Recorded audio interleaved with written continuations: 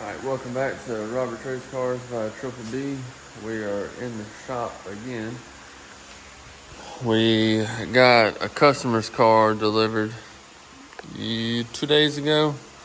We got it on the lift and got tires off of it, but we ain't done nothing to it yet. Of course, as you can see, it needs a body, but we're going to go from front bumper to rear bumper, going over all the suspension, doing a full setup on it, and a complete body. So I'm gonna start on the body tonight. I'm gonna try to get most of the deck knocked out tonight. It's Friday night, and maybe by the weekend, maybe by Sunday, I'll have the deck on it, maybe the sides on it, to where all I got to do left is the nose and hood. So it's a Shaw car, 2012, I believe. Alright, I'm done for tonight. I got basically the front half of the deck done. Got all those pieces. Gotta get the easy edger so I can remake this piece, easy edge the front side of it, because you can't be cutting yourself and all that stuff. And I got my ritual one piece that I messed up, which would have been this piece right here. So I guess I ain't gonna mess up any more pieces. I always mess up at least one piece on every car I do. That one was an inch short. Just didn't add where I should have. We out here in the shop. We got William here. About to get this front end right. This is gonna be our front end video. We got our idler arm took off. It was bore, slap out. Waiting on a spring for the right front. Get everything put back together. We're gonna set our front end. That's the man now coming with all the parts. Been waiting on him for a week. We all do. We're gonna get it all put back together. So we got our plates on it. Now we gotta set front rod heights. Once you get your front rod height set, then it's when you can start dealing with your caster and camber. If you set your caster and camber with your rod height an inch too low or inch too high, when you get them in the right spot, you don't waste all that work. So here we go. Chevelle front end. You can set these things at 8 inches from ground to center of the bolt and be pretty daggone good on anything you do. A little high. Let her down.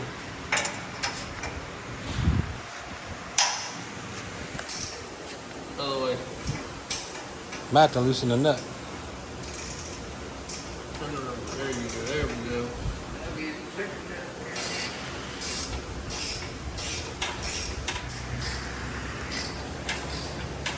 That On the money. William's favorite tool.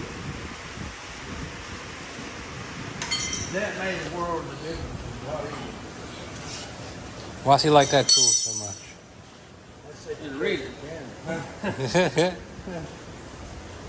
You have to put the other one in the tag on and above it. Yeah. Oh yeah.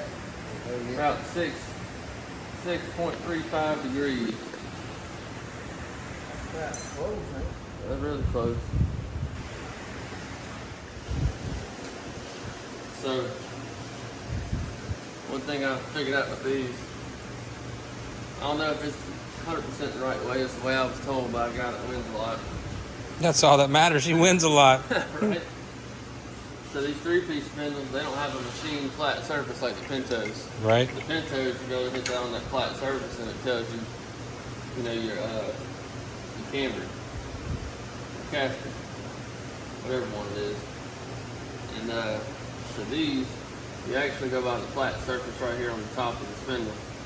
But your little angle finder don't set Flush right on it, so you get it up there to it and you just hold it up. So we're at 8.8 degrees. So 8.9, I call that a 9. It's a little on the extreme side, but I'd run anywhere from 8 to 9. We're gonna leave it at that and see how it rides.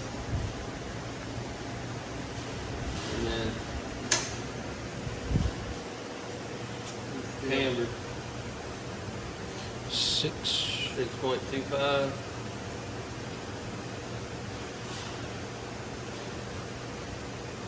I mean, I think it went from 6 to 7. So That's what it's all for. You're on the money. so we're in the ballpark. We were really close. Almost not even worth messing with it. I'm gonna leave it how it is. Jack,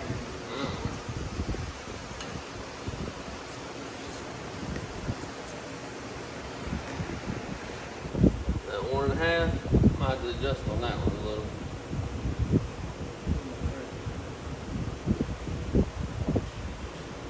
Yep. 1.5.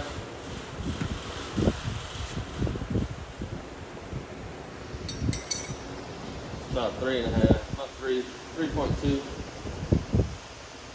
3.5.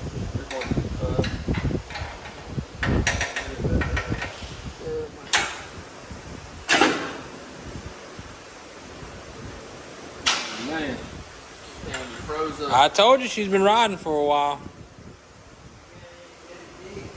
Oh my God. She's been riding for a long time. Grab that screwdriver in the top right. That pull up. Who put this on here? You or Rob? It's probably been on there since Rob had that car. I'm not gonna lie. Rob might not know what anti-seed is. how much is that? Not a whole lot. What he means is maybe turn or two. I'm gonna try 2. Now, if he says a lot, then you know we're talking at least 4.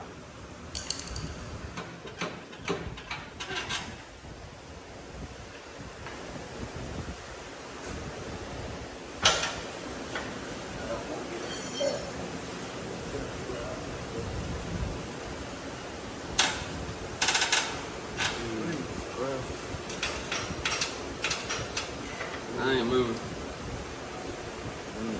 Thing's seized up.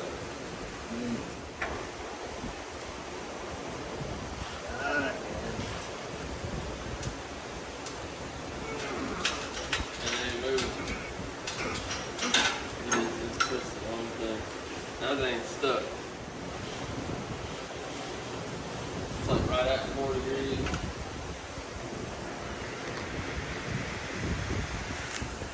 She's at 2. About 2 degrees. It's not bad. At least 3, but you ain't gonna get it. Take a second here and hit that subscribe button. If you like what we got going on, if you enjoy it, please hit that subscribe button. It helps us out. So hit that subscribe button down there at the bottom, and way you keep up to date with us. All right, we're gonna do a little overview of our front end geometry, or our Chevelle front end. All these modifieds, or any modified with the Chevelle front end, it's all the same. You're either gonna have your 3-piece spindles, or your Pinto spindles, which all the pickup points are the same. It's just 2 different styles. The only thing that's gonna be different is your upper control arms. The way they shape, the way they mount, all that kind of stuff. So this is a Shaw car. There's a lot of those around our area. So we're just gonna do a little overview on it. So you have your camber. On your left front, you want your positive camber. Positive is away from the car. So with this one, we couldn't really adjust the upper control arm. It's froze up. The more I thought about it, the more I was on board with just ordering a new one. And we'll take the ball joint out of this one and put it in the new one. But something that we can get a lot more adjustability out of, so we can get where our numbers, where they need to be. And your caster is center of your upper and lower ball joints, how they line up, and how the top leans further back. It's positive. So you can kind of see how, it's just a video, it's hard to really tell, but center your ball joint, you can see that's the side of the nut on the bottom. So center of that ball joint's about right there. Center of this upper ball joint's about right here. So that's your caster. On the left front, I really like to run about 5 degrees on both, 5 degrees camber and 5 degrees caster, positive. And you know, it's all driver preference. There is, you know, ballpark numbers that you really try to go by. You know, it used to be 2 degrees camber, 3 degrees caster, you know, and you can do anything. You know, as long as you're on the positive and positive side, you're good. There is such thing as too much one way or the other. Rule of thumb is the higher the number. You know, if you got 5 degrees caster versus 2 degrees, your 5 degrees is going to put a lot more input in the steering wheel. You're going to feel the car in the steering wheel a lot better. It's going to turn a lot better. It's going to move a lot better.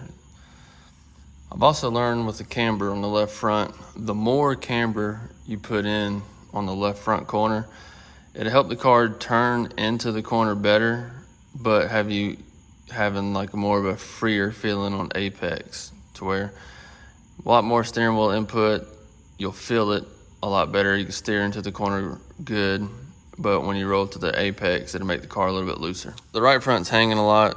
There's no shock on it right now. I ain't got the shocks on this thing yet. They came in today, and I'll show you them in just a minute, but we're still talking about our front end here. So, right front geometry, you got your camber. With the modifieds a lot, especially a little bit older ones, like this car isn't super old, but it is a little bit older to where you have a longer upper control arm than what's you normally see nowadays with the short uppers. So this one, you're really looking to get the contact patch of the tire on the ground across the tire good with your camber. I've learned myself around 6-7 degrees of camber is great on the right front for me, but like I said, it's all driver preference, and that's where I feel like it has the best contact patch on the racetrack surface. So that's where I like to stay. And a lot of these cars too, you have to watch whenever you get over on the right front and this control arm swings up, because you're nosing down on the right front. That control arm on this backside doesn't get into your shock whenever your shock's up there. That also has a little bit to do with the right front on a lot of the, you know, somewhat older cars, I guess. A lot of the newer cars, they did away with that, and you know, outboarded shocks, where your shocks are on the front side or even the back side, but it's on the outside of the upper control arm, to where the upper control arm don't get into it and damage your shock. As far as your caster goes on the right front,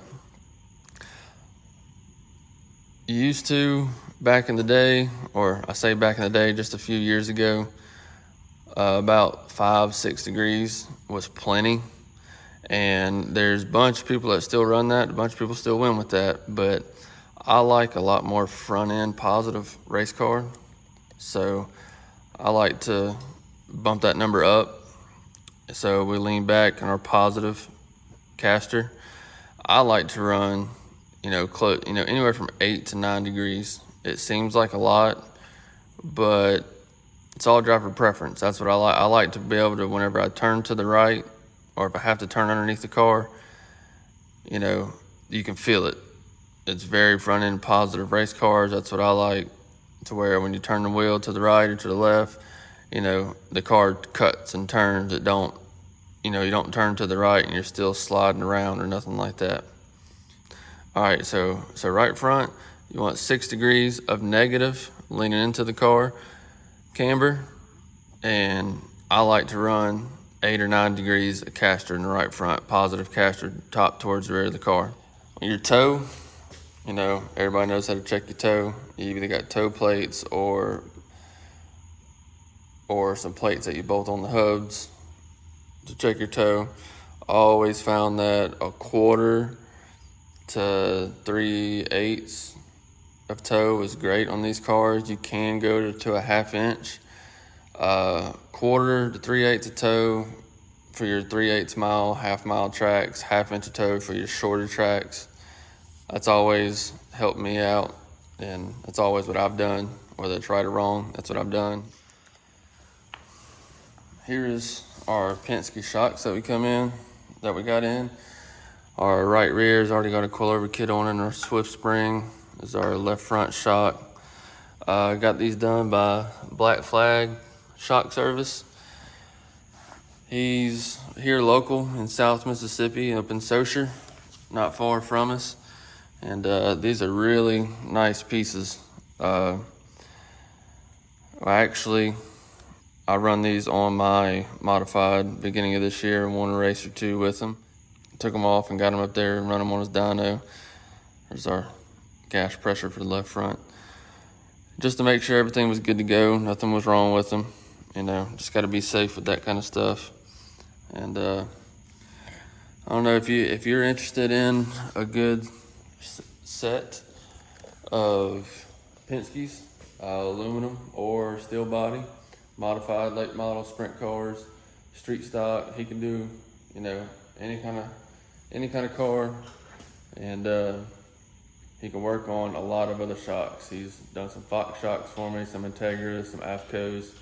I've been trying to send a lot of people his way. He just got started doing stuff for customers, but he has been doing his own shocks for a couple years now, and he's got one of the best shock dynos out on the market. So we'll have to get with him if you get with me, and we can make it happen. We can get you a set of Penske's just like you saw here, so you can bolt on your modified for a good price. Just let us know what you need.